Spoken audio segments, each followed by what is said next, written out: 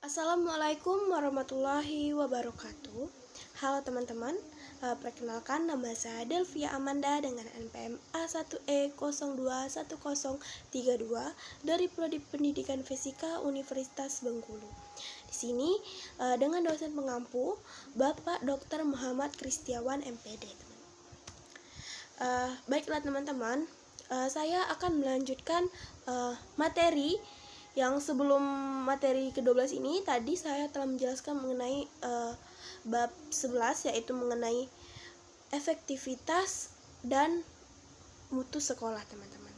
Di sini saya akan melanjutkan materi mengenai kepemimpinan sekolah efektif, teman-teman. Tadi di bab 11 tadi saya telah menjelaskan mengenai sekolah efektif, teman-teman.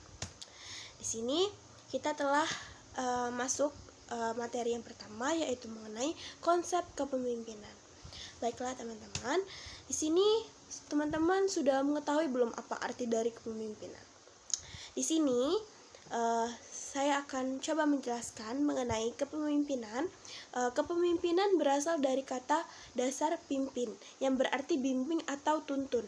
Dari kata pimpin lahirlah kata kerja memimpin, yang artinya membimbing atau menuntun dan benda. Pemimpin yaitu orang yang berfungsi memimpin atau membimbing atau menuntun. Ada beberapa pendapat para ahli, teman-teman, mengenai kepemimpinan. Apa arti dari kepemimpinan itu? Yang pertama yaitu menurut Siagian. Menurut Siagian, kepemimpinan merupakan motor penggerak dari semua sumber-sumber dan alat-alat yang tersedia bagi suatu organisasi, teman-teman. Lalu menurut Terry berbeda lagi, teman-teman. Menurut Terry itu kepemimpinan merupakan hubungan antara seseorang pemimpin dalam memengaruhi orang lain untuk bekerja sama secara sadar dalam hubungan tugas untuk mencapai tujuan yang diinginkan, teman-teman. Jadi dapat disimpulkan tadi dari arti pengertian menurut Siagian, lalu menurut Terry tadi dapat disimpulkan, teman-teman, bahwa kepemimpinan adalah kemampuan atau usaha seseorang untuk bisa menggerakkan seseorang atau tim maupun kelompok agar mau bekerja sama melaksanakan tugas yang telah diberikan kepadanya, dan mampu mendorong orang atau karyawan untuk berbuat hal yang positif dan meminimalisir perilaku negatif, serta mampu mengembangkan dan memanfaatkan potensi atau sumber daya yang ada di dalam sebuah organisasi, teman-teman. Lalu yang kedua, teman-teman, yang kedua ini saya akan menjelaskan mengenai faktor yang mempengaruhi perilaku kepemimpinan. Tadi kan kita sudah mengetahui ini apa arti dari kepemimpinan. Lalu selanjutnya kita akan mengetahui faktor-faktor apa saja yang dapat mempengaruhi perilaku kepemimpinan itu, teman-teman.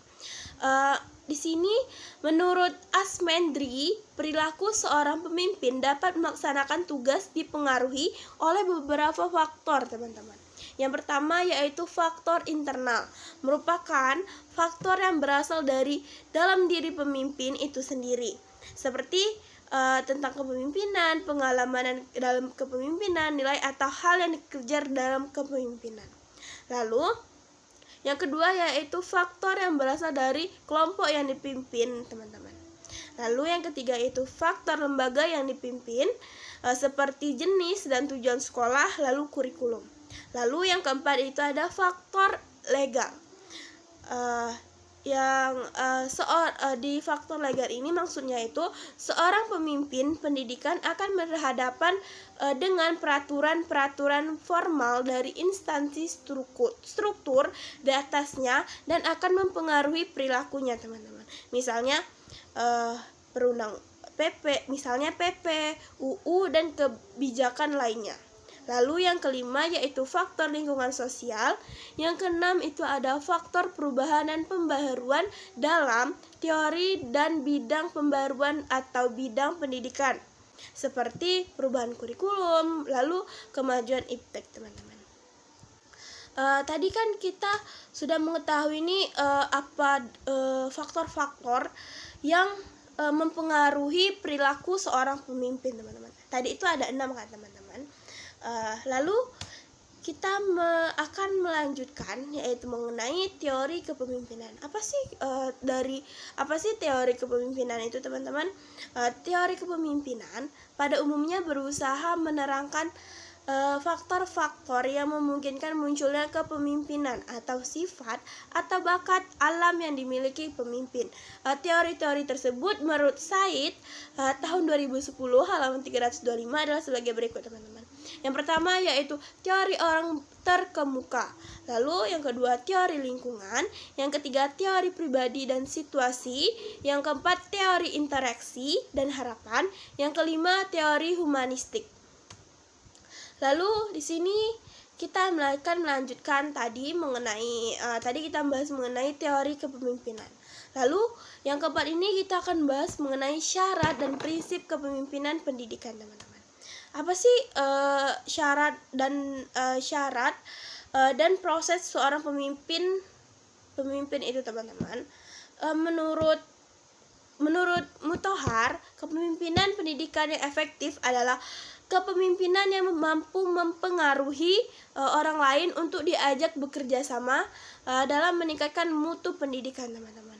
Berbeda dengan Asmendri mengungkapkan syarat dan proses seorang pemimpin pendidikan adalah sebagai berikut. Yang pertama, seorang pemimpin harus memiliki kepribadian yang terpuji, antara lain priang, lalu ramah, bersemangat, pemberani, lalu murah hati, spontan, teman-teman, lalu percaya diri juga, lalu ada memiliki kepekaan sosial yang tinggi, teman-teman.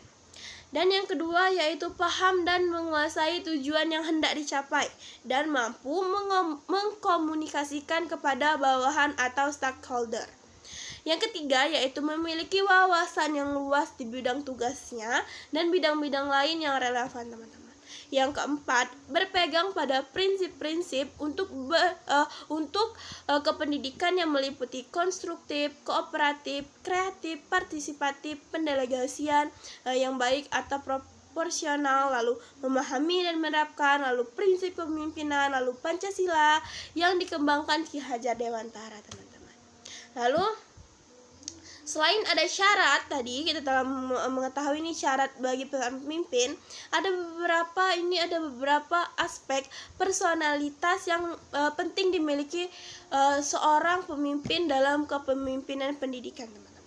Yang pertama yaitu memiliki kemampuan yang lebih tinggi daripada orang-orang yang dipimpinnya dalam bidang pendidikan, lalu memiliki keinginan yang terus-menerus untuk belajar menyesuaikan kemampuan dengan perkembangan dan tujuan organisasi yang dipimpinnya, dan kemampuan personalitas kepemimpinan pendidikan, teman-teman. Lalu yang kelima yaitu fungsi kepemimpinan. Apa sih fungsi dari kepemimpinan itu, teman-teman? Di sini menurut Kurniadin dan Macali, fungsi kepemimpinan dapat dibedakan dalam 5 fungsi pokok, teman-teman. Yang pertama yaitu fungsi instruksi, yaitu fungsi ini bersifat komunikasi satu arah. Lalu fungsi konsultasi, yaitu fungsi ini bersifat komunikasi dua arah. Maksudnya konsultasi itu dimaksudkan untuk memperoleh masukan berupa umpan balik untuk memperbaiki dan menyempurnakan keputusan-keputusan yang ditetapkan dan dilaksanakan, teman-teman. Yang ketiga yaitu fungsi partisipasi, teman-teman. Dalam fungsi ini pemimpin berusaha mengaktifkan orang-orang yang dipimpinnya. Lalu yang keempat itu fungsi delegasi, teman-teman. Fungsi ini dilaksanakan dengan memberikan pelimpahan wewenang, membuat atau menetapkan keputusan baik melalui persetujuan maupun tidak dari atasan, teman-teman. Dan yang terakhir, yang kelima, yaitu fungsi pengendalian. Fungsi ini bermaksud bahwa kepemimpinan yang efektif mampu mengatur aktivitas anggotanya secara terarah dan dalam koordinasi yang efektif sehingga memungkinkan tercapainya tujuan bersama secara maksimal, teman-teman. Lalu selanjutnya itu kita akan bahas mengenai kepemimpinan kepala sekolah yang efektif. Apa sih maksud dari kepemimpinan kepala sekolah yang efektif ini, teman-teman? Menurut Martin tahun 1998 ada indikator kepemimpinan kepala sekolah yang efektif.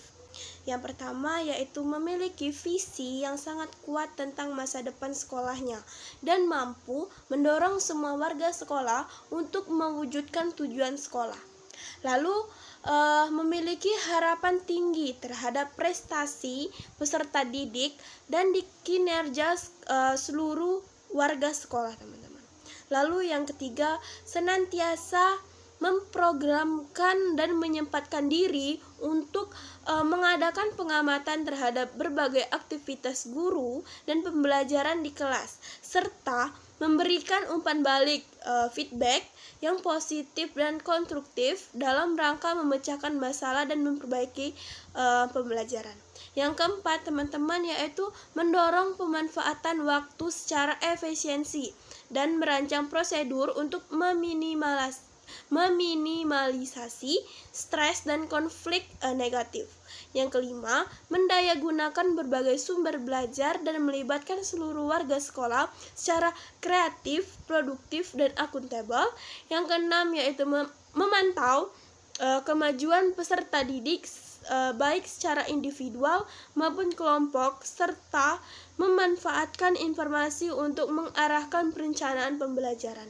Lalu, melakukan evaluasi dan perbaikan secara berkesinambungan. Lalu yang ketujuh, kita akan bahas mengenai kunci sukses kepemimpinan. Apa saja sih kunci sukses untuk menjadi kepemimpinan yang baik itu, teman-teman? Di sini menurut Mulyasa ada 10 kunci kepemimpinan kepala sekolah. Yang pertama yaitu visi dan misi yang utuh. Yang kedua, tanggung jawab, lalu keteladanan, lalu memberdayakan staf, lalu mendengarkan orang lain, memberikan layanan prima, lalu mengembangkan orang, lalu memberdayakan sekolah, lalu ada fokus pada peserta didik dan manajemen yang mengutamakan praktik, teman-teman. Lalu ada hal yang harus dikenali dalam memimpin, teman-teman. Yang pertama yaitu kita harus kenali diri sendiri. Lalu kenali dulu situasi yang akan dihadapi, teman-teman.